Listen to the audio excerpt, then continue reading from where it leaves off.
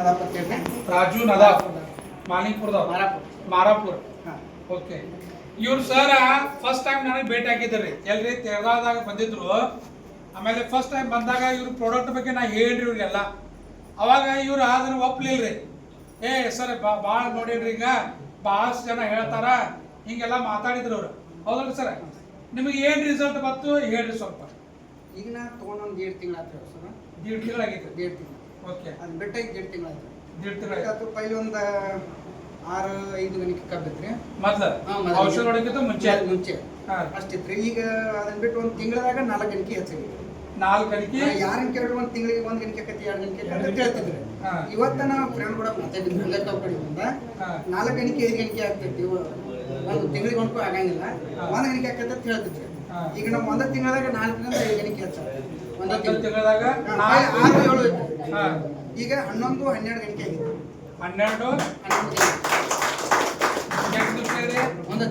ಒಂದು ತಿಂಗಳದಾಗ 4ರಿಂದ 5 ಗಣಿಕೆ 5 ಗಣಿಕೆ ಹೆಚ್ಚಾಗಿದೆ. ನೋಡ್ರಿ, ಇಲ್ಲಿ ಎಲ್ಲಾ ರೈತರ ಸ್ವಲ್ಪ ಈ ಕಡೆ ಲಕ್ಷ ಕೊಡ್ರಿ ಮೇಡಮ್, ಆಮೇಲೆ ಮಾತಾಡೋಣ್ರಿ ನಾವು. ಇಲ್ಲಿ 4ರಿಂದ 5 ಗಣಿಕೆ ಇದ್ದು ರೀ.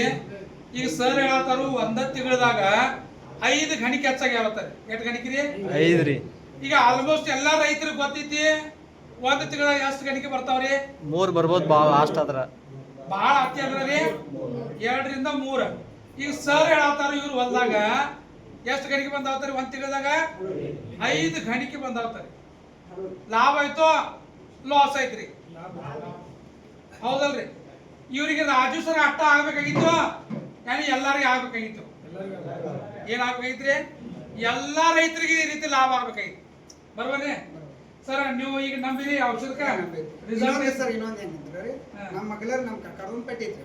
ಅವ್ರದ್ದು ಇನ್ನೂ ಆದ್ರೂ 6-7 ಗಂಟೆ ಅಷ್ಟ ಐತ್ರಿ. ನಾನು ನೋಡಿ ಹೆಂಗ್ ಏನ್ ಮಾಡತ್ತ ನಮ್ದು ಅವ್ರಿಗೆ ತಿಳಿದೈತಿ. ಅವ್ರಿಗೆ ಇದ್ದಿದ್ದು ಪರ್ಸಲ್ಲ ತಮಗೆ ಆದ್ರೂ ಒಟ್ಟ ಏನ್ ಮಾಡ್ಯಾನ ಅಂತ ನಂತರ ನಂದು ಐತ್ರಿ 10-12 ಗಂಟೆ. ಅವ್ರದ್ದು 5-6 ಇನ್ನೂ ಆದ್ರೂ ಅಲ್ಲಿ ಐತ್ರಿ. ಓಕೆ, ಹಿಂಗಾಗಿ ಇಬ್ರು ಒಂದೇ ದಿನ ಹಚ್ಚಿದ್ರು. ತಂದು ಹಚ್ಚಿದ್ರು. ನಾವು ಒಂದೇ ದಿವಸ ತಂದು ಹಚ್ಚಿದ್ರು ಇಬ್ರು.